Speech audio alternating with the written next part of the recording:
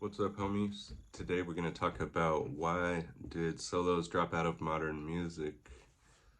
Some people have made videos about this already, and I've seen some of them, and some of their points are valid, but I'm going to bring up even more uh, reasons why I think the solo's dead. It's not really dead. It's actually more alive now than ever, but in contrast to most of the music, it's taking a back seat popularity-wise. First one I'm going to just bring out blatantly is palette fatigue.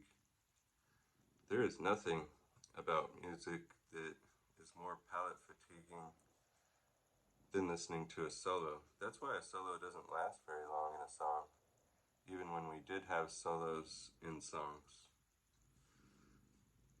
Second one, you could drop the rhythm quite easily, actually. Dropping the rhythm during a solo or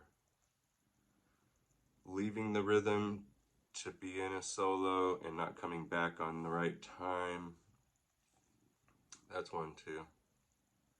I've heard some great solos, and then if it's not seamless, meaning it doesn't repeat back into the rhythm at the right time, like if you leave the timing of the rhythm, sometimes you can come back without, like you could leave it and come back, but that's a skill all in its own. I've tried to develop that. You sort of hear like a metronome in your head, but you really don't. Because in order to leave to the creative side of your brain to do a solo, if it's just a raw solo, if it's not like a planned solo, then is it a solo? Or is it a planned part of the song? You know, and that's another divide. Could a solo be a part of the rhythmic part of the song? That's what people who are more advanced in music try to point out to you, is that the rhythm that you used in the song has to be used in the solo as well in order to tie it all together.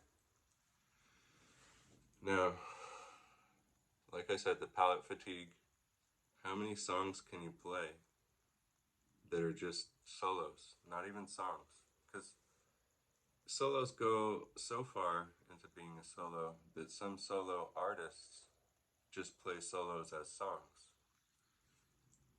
I'm not going to mention any names, but yeah, a song could be a solo beginning to end.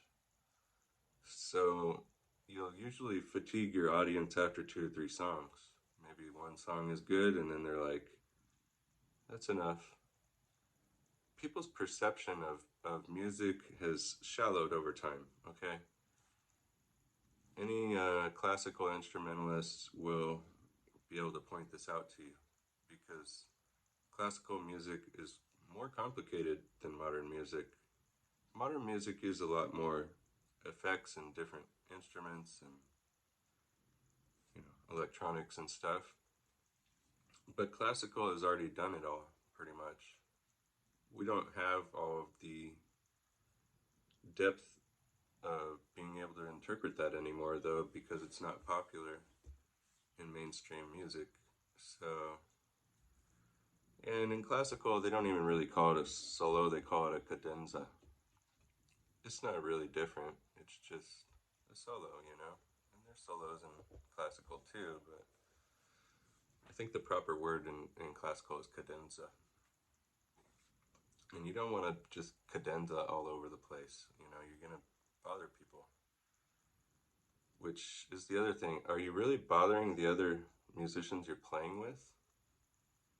This has been pointed out to me by other record producers. I felt it myself, you know. And I'm the worst proponent of this. When I started playing music, I only really wanted to play a solo and see what that would be like. I'm not the first person to think like that, you know.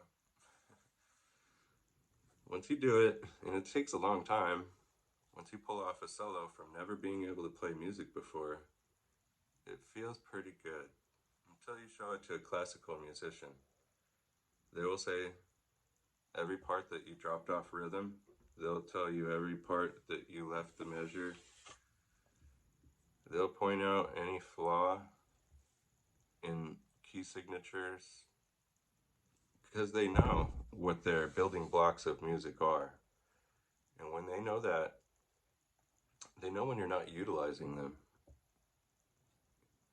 And it pisses them off, you know, when they don't see what they're expecting to see in music, which a solo doesn't actually have to follow a tempo. It doesn't have to follow a rhythm.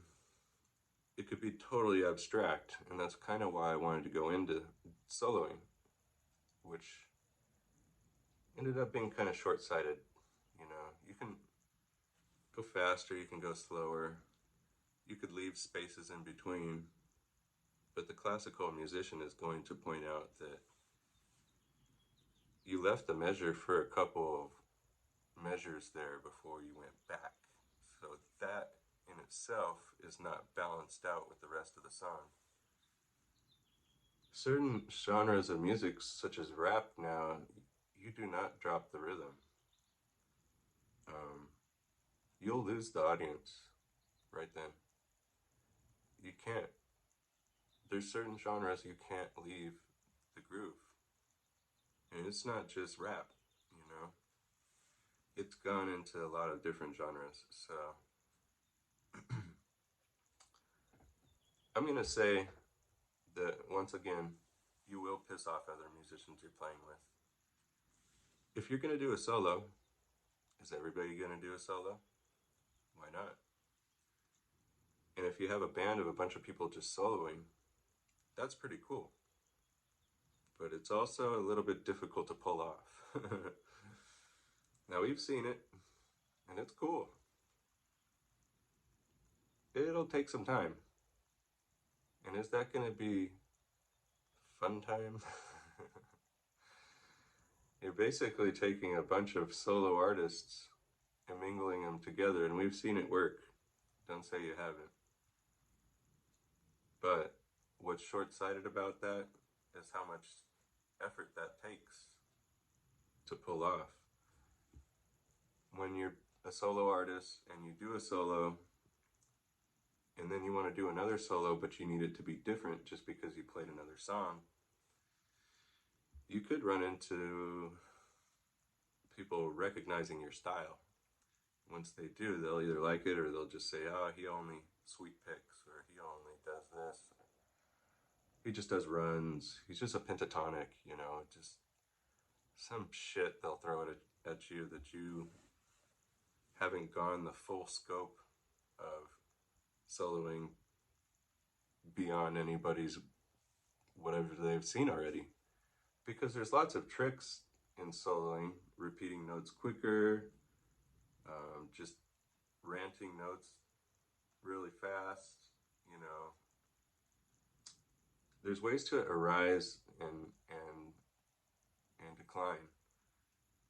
But just because you could do that doesn't mean that you've really satisfied everybody. And you can try. And you can succeed. But repeating that success requires a whole new formula each time. There's hardly any solo artist that can really do that.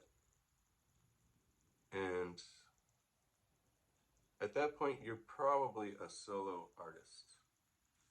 And that could be a problem if you want to play with other musicians, but you just need to skate over them. Like, you're like, I need a drummer so I could skate over that, or I need a bass player so I could skate over the top of them. Other players don't really want to do that.